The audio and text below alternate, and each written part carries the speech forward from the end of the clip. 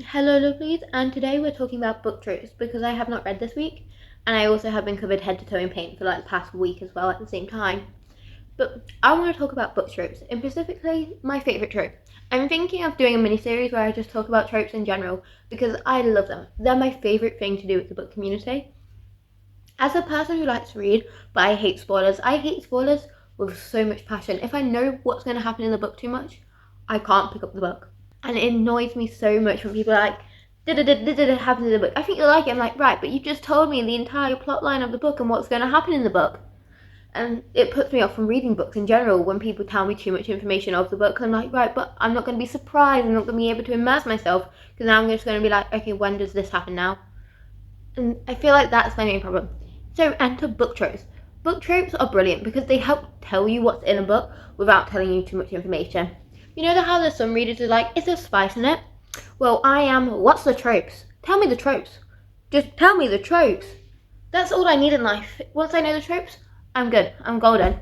If you tell me a trope and what, like, the primary and secondary trope that goes with it, I'm good for life. Oh. And if you don't know what primary and secondary tropes, there's something, the way I describe books, it's like you have the genre, and then you have a primary trope and a secondary trope.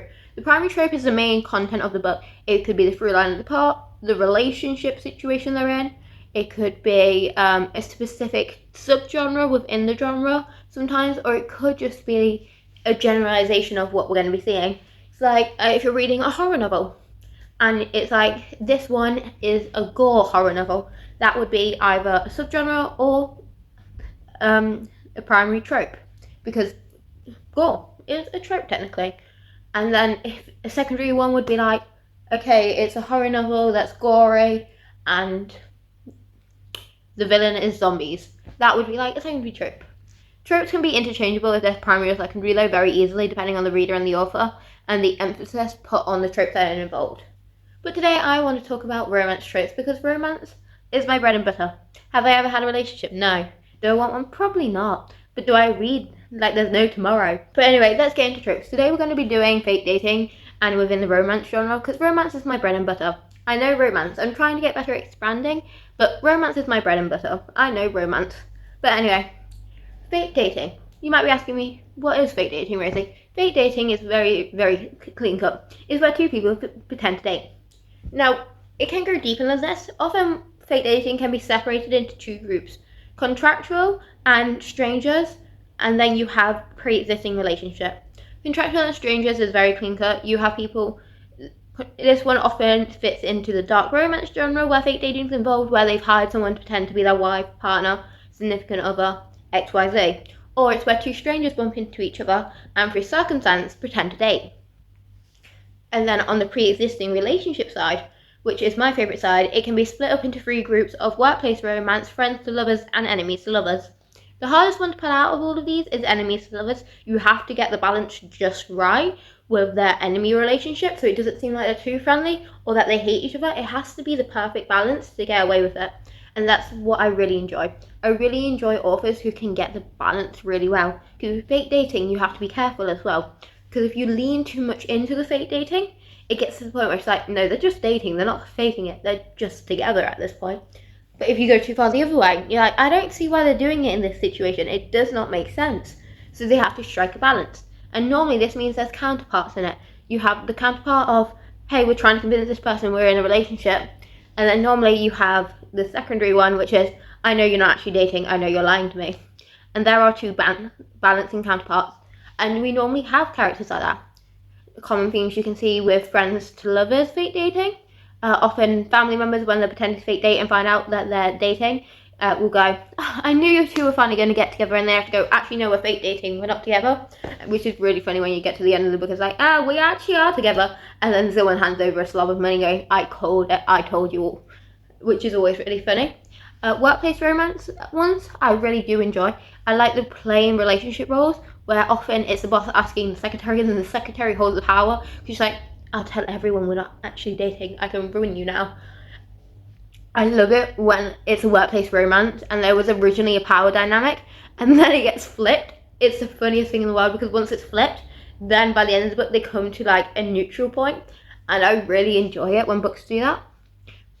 If you couldn't tell, I just really enjoy fake dating.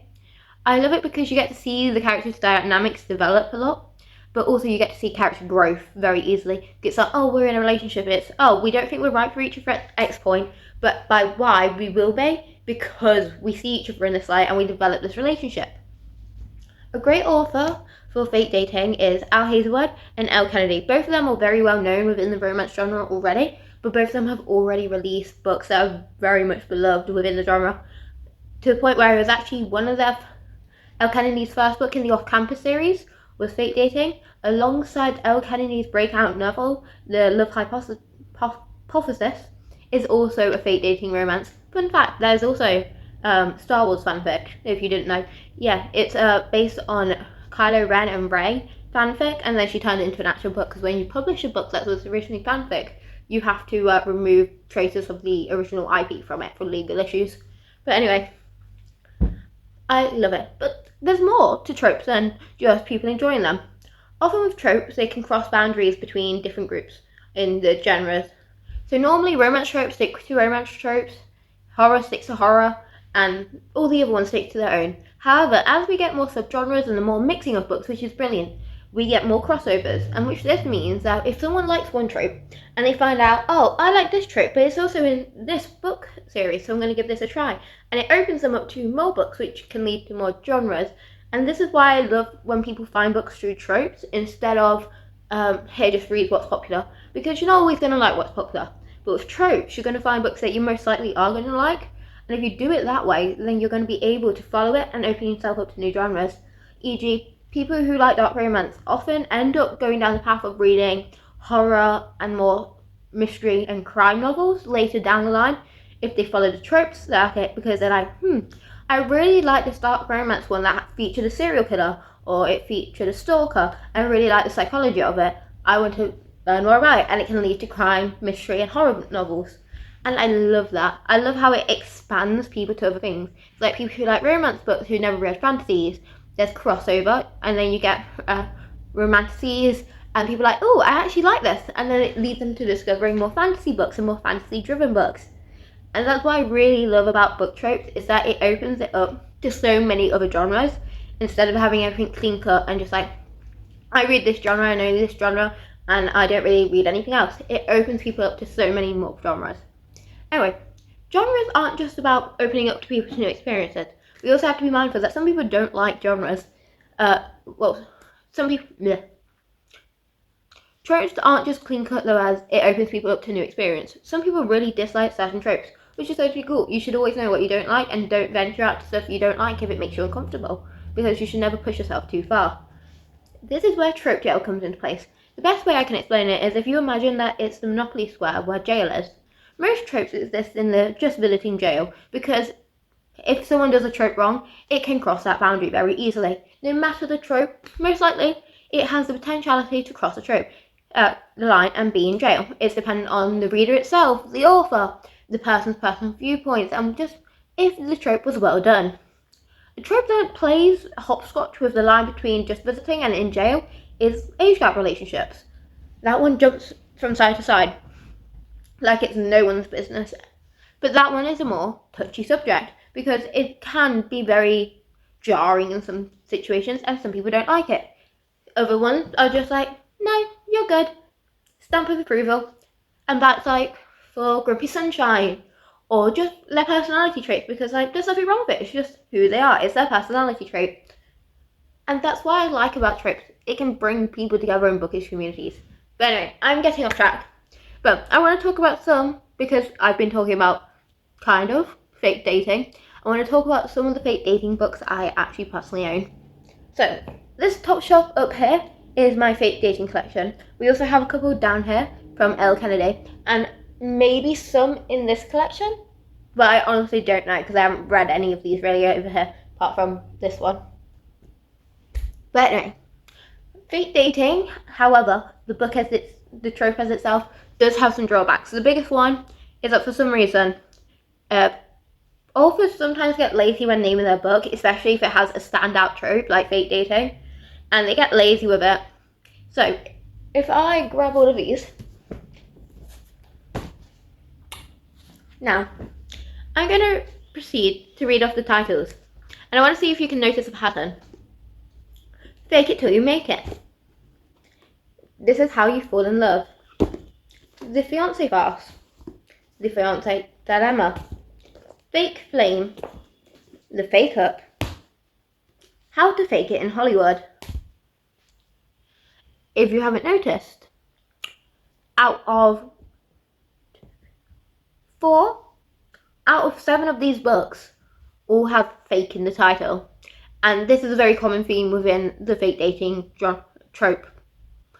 For some reason, if authors put it in, they're more inclined to go fake. Let's put the word fake in it. And honestly, I feel like it's a lazy title. It's like everyone knows that fantasy books use the word court too much. Fake dating use the word fake too much when advertising their books. But I can't say if they're a good or bad book yet because I haven't read them yet.